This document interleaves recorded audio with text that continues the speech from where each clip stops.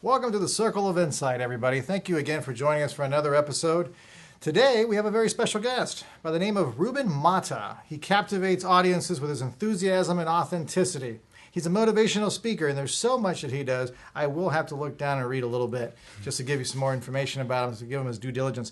As a master trainer, success coach, and expert in the success mindset, he will help you create a new, powerful mindset around success, prosperity, wealth, and abundance. But don't be fooled, Ruben's not just a motivational speaker. He also has a very big heart and a very amazing story that we'll learn about in the next 30 minutes. So once again, thank you for joining us at the Circle of Insight, where we like to educate people for a path toward a better America. So Ruben, thank you very much for coming on to the show. Thank you for inviting me. Thank you for inviting me. We're excited. Now, you have a great background. We know you have amazing things that you do with your program here as a master coach. Master trainer, I got to get this right. Master trainer. So give me a little bit about your background. Where are you from? Well, I grew up in California, Orange County. Oh, okay. Okay. And it's a little barrio called Crow Village. It's central right there by Garden Grove, Stanton. Okay. Okay. And it was amazing growing up there because, like they say, sometimes you become a product of your environment. And growing up in a neighborhood where we were exposed to the drive-bys, gang banging, and I'm the youngest of five. Yeah, I was the youngest of five. I was the fat little boy, so I was always made fun of, right? So this is where they say where my personality came in of joking around, because I would like to have people laugh with me, not at me. So I would have the class clown type personality. And growing up in that area, we all went to a parochial school. And there was the peer pressure there because it wasn't common that growing up in the neighborhood you would go to parochial school. Well, that didn't last too long because the economy was very challenging, so we ended up going to public school after several years.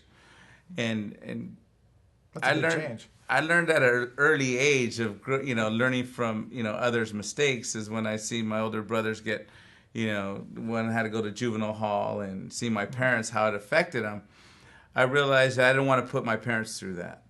So I did, and I got more involved in the sports. I was into baseball. So high school came, got more involved in sports. And after that, I went to college. And this is where the partying came in. So I started partying a little bit too much. And that's where the challenges came, where that became somewhat of the lifestyle.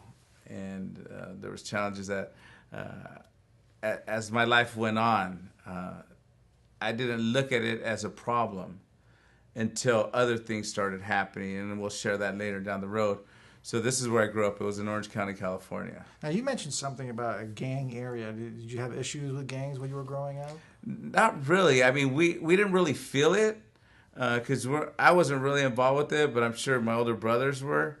But I just remember when we would go to parties down the street, they would have these the house parties, and then one time I was like, oh shoot, and then you hear pop, pop, pop, pop, pop, and they're, we're getting shot at. Wow. So it's like, it wasn't such a big deal because it was somewhat common.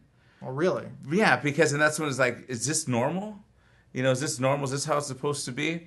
So once living through that and seeing the drugs and, guys overdosing down the street, you see syringes, in the gutters, and Sure. And it's just like, is this how everywhere else is? And I remember, my friends, at school, we shared the shows we'd watch. And my dad would always, when we were younger, he would play the Martin Luther King Jr. speech on a record. So we would listen to that. So we thought it was okay, we watch shows, Good Times and stuff. And the people at school were saying, you're allowed to watch that? We can't watch that. And that was my first exposure of division, as far as races. Sure. And I was like, well, we're okay with it. And that's what I thank my father for now, is that there was no ever this racial division as far as just because one's darker skin colored than the other, we have to treat them different. And that's where I feel where I'm able to even help more people because I wasn't conditioned that way as a child. Because that's how, when you're growing up, whatever you're conditioned with is what you're going to be in the future. Do you think that's really true?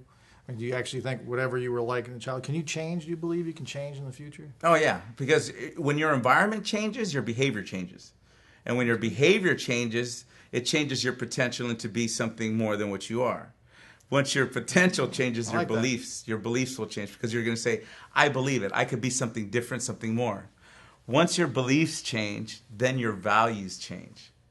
Why don't you can you give me a distinction between values and beliefs?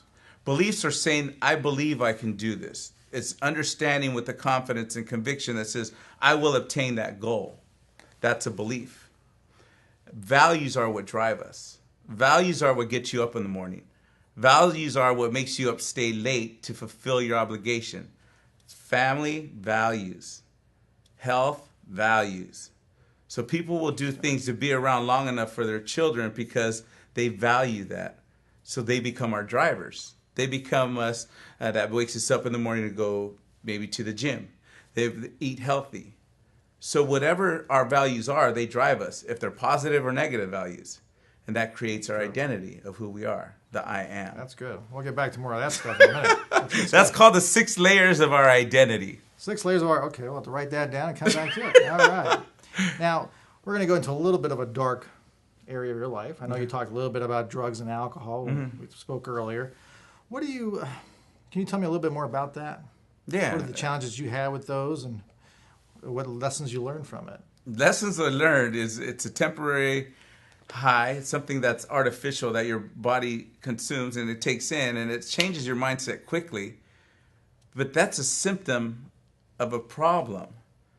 I find it's something that when one wants to change, when one wants to become something different, they have to look at why they want to be different. What's going on? So drinking and drugs, finding refuge in a different place is just a symptom that becomes a problem. I like that, symptom that becomes a problem. Right, because all it is saying, why am I drinking? Why am I looking to change my mindset? Because I'm not happy. When one is truly happy and fulfilled, there's no need to change. Because that's what our goal is, to become happy and peaceful. So once having that challenge, and that was my vice, and then my mental state needed that, then my body was asking for it after such a long period of time, where it got to the point in 1996 where I was throwing up my liver. I was on a 5-day binge in a hotel room, drinking over a liter of alcohol a day until my brother-in-law found out and my sister where I was at, and they knocked on the door. And when they knocked on the door, I was just at the point, and this is another area of my life where I'm sharing this because other people may have gone through this or going through it. I was ready to take my life. I was in the bathtub because I had lost a lot. My dad said, I'm going to change the locks on the door. You're not helping yourself. You lost your job. So it was to the point where I was very, very down. And for me, I'm very spiritual. I felt the enemy had me there. And when I was ready to take my life with the razor blade, then I hear the voice that says, it's not your life to take, Ruben. It's not your life to take. So when I heard that, it's like, there's no way. But I lost everything. So then I was sitting there reflecting, and then that's when I asked God, well, what do you want me to do? Just allow me. What do you want me to do? And he says, stand up. Stand. Just stand up, and you could do it. And this is where my book, Stand, comes into play. Stand, and it's inspired by him. So it said, okay, God, just tell me what I got to do. And that's why what I do with the homeless, I deal with the youth and juvenile hall. I speak to the parolees because that was part of the mission where he allowed me to live back then to fulfill what he has for me in the future, which is to help the less fortunate. That's amazing, because the Ruben I'm talking to and I've known for a little while now, I can't even imagine that other Ruben. Right, and that's where a lot of people, and that's where a lot of people, they say, I don't know, I don't see Ruben that way. I see him, the finger pointing, hey, all the way to the top kind of guy, which is, for me, is giving reverence to him because I'm able to do that, because I'm grateful for what he's done for me. This is where I come from. So when they say, I can't believe you did that, neither can I, but I understand why it happened, because there's a purpose he has. Because there's a lot of times we feel we weren't supposed to live another day. There are times where we were spared our life. So when we realize that and say, wow, that was luck, I take it as there's a reason behind that. I agree with that. And that's where you can be empathetic with the people going through challenges that are dealing with alcohol, dealing with drugs, dealing with suicide. That's why I say, if they need help, whoever needs help, reach me. I'm open to speak with you. Because I understand that sometimes when you're dealing with that, they say, come on, why don't you just, tie one down? Come on, be a man about it. Or, you're stronger than that. You grew up different. We taught you different. But a lot of times it's not that. It's not just being strong. It's something's going on here and here. Something wants help. And that's you. So if you're open to it, I'm open to it as well. And suicide is a permanent solution to a temporary problem. And that temporary problem will be overcome when you speak with somebody that will help you. That's the thing that gives me great inspiration, is knowing your story, where you came from and where he is today. Exactly what you said earlier. Anybody can overcome it if you put your mind to it, right? Yes. And it's all mindset. Yeah. Mindset. There you go. Yeah, it's all mindset. Now we're going to get back a little bit to speaking to the youth and the parolees. I know we spoke about that earlier again. Tell us a little bit about what you do, what you speak about, and then maybe tell us some of the challenges that you've seen in the youth and the parolees. With the youth, their challenge is missing their mom's cooking. That's what I see. Because when I go speak with the youth in juvenile hall, it's amazing to see them that they're kids. You know, you go in there and they're hardened. Some already have tattoos all on their neck and their face. And people already judge them. But once you come from a level of meeting them at their model of the world, of being just a friend, and having them say, you know, this is what I'm going through. You know, I need a mentor, because my mentor was my uncle, and he's a drunk. So he's a good mentor every now and then, you know. Yeah. He's a funny mentor when he's drunk. And so there's that whole part of who they're looking up to is uncertain to them. So they need a mentor. They're asking for help. And to see a child come up to you and ask, are you coming back? Are you coming back? That's powerful. And it's like, wow, man, they're just kids. That's powerful. Carlos. They're just kids. Wow. And for a 16-year-old facing 25 to 30 years in jail for a circumstance that they're taking care of something that their older brother had told them to do.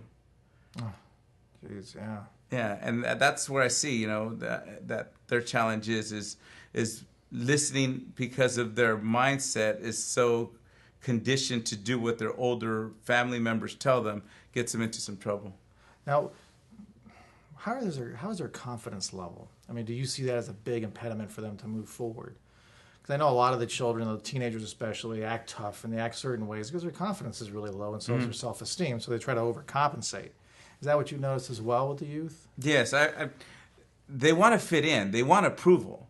And this is where I shared. I did some classes with a nonprofit organization, Accord, and I did a 1.5 year mindset personal development class in Spanish at Paul Revere Elementary. They lent me a room, so I would do it in Spanish. So that's where I translated all my material from English to Spanish, and it was for a 1.5 years. And these kids, all they want is approval. So I would speak to the parents and say, if you don't have that approval for your children, they're going to look for it somewhere else. They're going to go down the street. They're going to go with their homies. They're going to go with their bros, and they're going to get that approval. Yeah. So that's where I even put it on the parents of saying, hey, let's listen to your kids instead of listening to the TV and the novelas.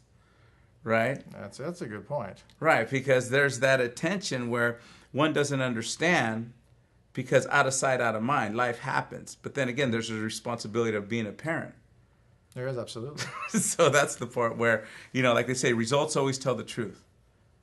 So how are things working? And right now, the way with the youth is very challenging. What's some of the things you try to get across to them? That if they listen, I share this, if I would have listened to the story that I was told when I was young, I wouldn't be where I'm at today. Because a lot of them hear that you're just going to be the same, you're never going to change, you're going to grow up to be just like your brother. And they share that and they say, what am I supposed to do, Ruben? And say, if I would have listened to those people, I wouldn't be here talking with you. So you don't have to listen to that story, because then you're going to buy into that lifestyle. And it's challenging because they're young, so they can't work. And so there's that part of, where are we going to plug them into? Is there somewhere they could go? Because when they're 16, 17, and they already commit a crime, they're already convicted as an adult. Yeah. And that's that challenging part as well. So it's finding a place for them to plug in when they do, when they're on the outs, as they say. Do you deal with anybody older in the parolee system? Over 25 or 30? Yeah, in the parolees, this is in Compton, Pomona, and Orange County, I speak to them, they have done 5 to 40 years in prison. So talking about coming out hard. Yeah. And I go in there really quick. I went in there in a suit the first time. Yadira invited me to go. I was going to do some speaking, and I ended up speaking to their for an hour on mindset. So I asked, how do you want me to go? She goes, come in a suit. I was like, okay. So I get there in a suit, and this is in Compton, right? There's about 30 hardened people there, and they're like, who are you? And I was like, I'm the speaker. And they said, you're a detective? And I said, no, I'm a speaker. So then that's when I was like, oh, man, this ain't right. So I had to switch it up of saying, why'd you tell me to come in a suit? She says, well, I thought you looked nice. So I go in there. So how I started it was, where I grew up in the neighborhood, we show respect for the people we're going to meet for the first time. So this way that I'm dressed is respect for you. And after that, I was like, they kind of looked, I was waiting, and they're like, all right. So they kind of sat in their seat, and they're like, all right. And I was like, woo! But then after, as it went on, because it's like, where are we dealing with it? And that's where I say, where I walk by faith, not by sight. I understand that everything will go exactly how it's supposed to because I was spared my life back then. Yeah. So anytime there's an opportunity to speak to people to better them, I don't care if they're coming out of jail. I don't care where they're at. If I have the ability to help somebody, I will. Because that was the word that I had gave him. So if I'm able to, I'll go in there. And that was funny because the guy said, what limited beliefs? He says, look at my face. And I look, tattoos everywhere. And I was like, okay, so let's see how we're going to work on this one. How receptive are they to your...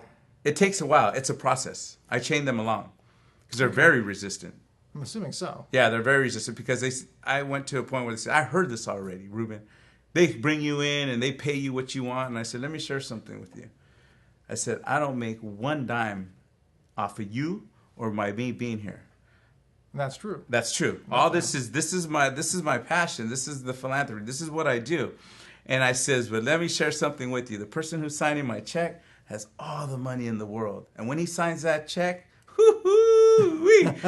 And that's the place where I come from. That's the space where I come from. Where they think I'm making $1 and it's not. Even with the homeless and the juvenile hall.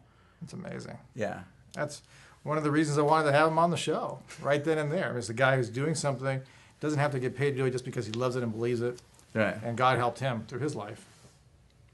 So we've talked about that. Now, I know we spoke a little bit about this, and I really wanted to get more insight on it, was the archetypes. You're talking about characters and archetypes. So now we're going to get into the meat. So tell us a little bit about the characters and archetypes. Okay, time to get into the meat. So as we go through our life and through our day, there's times where we become if we're parents, you become the commander parent. We're like, hey, I told you to clean up your room. Or there's times where you become the compassionate person of, what happened? Come here, you're feeling sick. Or you become, the accountant archetype, the type. And you become the executive when you're in business. For whatever you're being, you become that person. Now, when we're not consciously aware of it at times, but we switch models, we switch identities so quick for whatever the situation is. So now, when we know who we are and we have that identity awareness, that'll allow us to become what we intend to be. This is where I say goal setting. Okay. Goal setting. So when we know what our goal is, who we are, who we want to become, once you have clarity, that's your navigation system. Your subconscious mind it just says, hey, I've been told to do this, I'm going to do it. But a lot of times we don't even know who we are. That's a problem. Right. So it's like, who are you? Well, I'm a courageous, disciplined, compassionate man. That's who Ruben is. And that's it. So, go ahead. Do you think people change when they meet different types of people? In other words, maybe I come out as a commander, I guess, coming out of my home. I have two little girls, so not always a commander. Congratulations on your newborn. Oh, thank you very much. And then I leave there, but then I interact with somebody else, maybe a CEO of a company, and then I meet somebody else. Do we have different roles when we meet different people? Right, because that's our ability, is one to be able to be flexible and to adjust like a chameleon. Because it's having the understanding and having the power to be able to adjust to people. Because we talk to some people different than others. And that's healthy. Yes, it is. Okay. Because that allows you to become more, like we call it building rapport, more likable. People like people who are like them. That's true. People like people who are like them. And we will be surprised how much we will learn from others if we allow ourselves to. Because people say, he doesn't talk like me, he don't dress like me, he don't even look my same color, I have nothing to do with him. But when one allows themselves to put that aside and hear what people have to say, one will be amazed of what they will learn. Instead of finding out what people do wrong, see what they do right and what you can learn from them. That's great. That's advice. powerful. That helped out a great deal in life. We're going to continue in the meat, and we're going to go to the 6 layers of values. Yeah. You mentioned that earlier. Yeah, that's what we had, the 6 layers of identity. That's layers of identity. Right. That's the 6 layers, and this is what I do in one of my trainings. I'm not doing what he's doing. Go ahead. It's all about who we are, the I am. So once we have our environment, which will create our behavior, because say we're going to go start getting into shape, we sign up for a gym. We go to a gym, so our environment changes. That's true. Right? So our behavior is going to change because we already signed up and we're paying X amount of dollars a month. So I better use this weight. It's not going to get me in shape just by looking at it. So our behavior changes. So then our potential changes. It's like, man, I could really fit into that suit now without breathing hard. So our potential changes, and then we finally believe it. Gotcha. Now I believe it. Now I feel it's going to get better. So after that is where our values come in. So the belief creates the value. The belief, yes. Can create the value. Yeah, it will create it. That's the next level up because that's going to be your drivers. So now once you're in this in-shape person, now your eating habits are going to change. Yeah. Now the way you look, the way you present yourself is going to change. So your values are going to be different than your identity of a healthy person. So now this goes the other way as well. Say you have a person who's struggling with alcohol, an alcoholic, or however you want to call him. His values, we're going to go down, his values are going to be different. His values are going to be wanting to go get liquored up. His belief system's going to be of one of that. Sure. His potential's going to be low because I can't do anything. I'm so hungover. His behavior is going to be no bueno. And his environment's going to be not at the gym. He's going to be more like at a bar or wherever. Sure. So it all trickles down. So once you understand these layers and you're congruent with who you are, because you can't be a healthy person eating a double bacon avocado cheeseburger, maybe once in a while, but that won't be that. It's conflict. Let me ask you this then. We'll go back to the alcoholic. We'll just say that's a person there. Is it a cycle? Does it perpetuate and get stronger and stronger? In other words, he drinks, he believes it. I'm not worth anything. Whatever his belief system is, it strengthens his values. Drinks some more, continues to believe it. Does it get like that where it gets stronger? It's a pattern. And it gets stronger? It's a pattern. Okay. Yeah. What we feel, what we do becomes repetitive. What becomes easy to us, we do it often. That's true. It's the least path of resistance. So once there's that pattern, we call a pattern intervention. Something needs to happen. So you try to break that pattern. Yeah, we gotta say, hey, wait, time out. So then you start having to realize, gain clarity, and a lot of times they go to the meetings, other meetings that they go, which changes their environment. Sure. So it's going to change their behavior, but now we need to get them past that potential and belief system.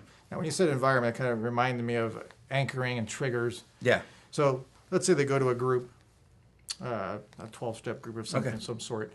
They're out of their environment, so now they're stronger for that moment. But now they go back to either their home or a group of friends. Does that trigger those old beliefs and value systems again? No, or can they? It depends where they're at. It's like I say, alcohol is a symptom to a problem. Okay. It's a symptom to a problem for changing one's state of mind. So it's like, I'm not happy at the house. It triggers me to want to drink. Sure. So could it be if they fix what's at the house, it's not going to give them the urge to change, which is to drink. Got it. So that's the part of the anchors and the triggers. It's like, what do they hear, or what, like if they hear a song, it's like, oh, I like this song, and they want to start drinking, like Vicente Fernandez. They hear a Vicente Fernandez song, everybody wants to shake tequila. Sorry, Vicente. Yes. Yeah, it's nothing against you. It's just there's a pattern here. No, it's nothing about that, but it's saying what anchors are. And they're triggers that go to the subconscious and say, I'm supposed to be this way because I heard this, because I've done it in the past. Interesting.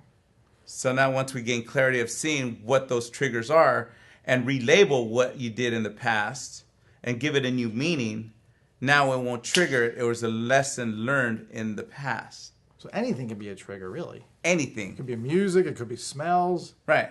Wow. So if you pick up this pen, it's like, oh, this reminds me that I was gifted a pen. It reminds me during when I was in real estate days when people used to use it to sign. So it brings all these memories, kind of like a song about your wife and you that, oh, that's our song. My goodness. And this takes you right back to that moment. So is it safe to say that you're going to help them create new triggers and new anchors? Yeah, we'll just have the learnings from the past events.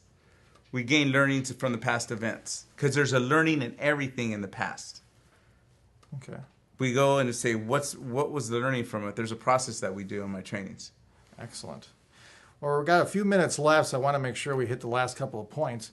One of them is Ruben does another great outreach, which is give back to the homeless. Oh, yeah. Tell us a little bit about that. We have about 3 or 4 minutes left. Okay, Give Back Tuesday. We do it in downtown Santa Ana. It's 26th Plaza. It's downtown Santa Ana. And it's amazing how we help the homeless out. And it's not so much of saying, here, we're going to feed you, but it's a whole process with Living Water Christian Fellowship Church out of Fountain Valley. They've been doing it for over 20 years. So I was invited over a year and a half ago to speak, and on a Tuesday from Armando, if I was able to speak. So I went out there, and I've been going every Tuesday since then. So we've been putting it on Facebook. We've been having people from different churches donate.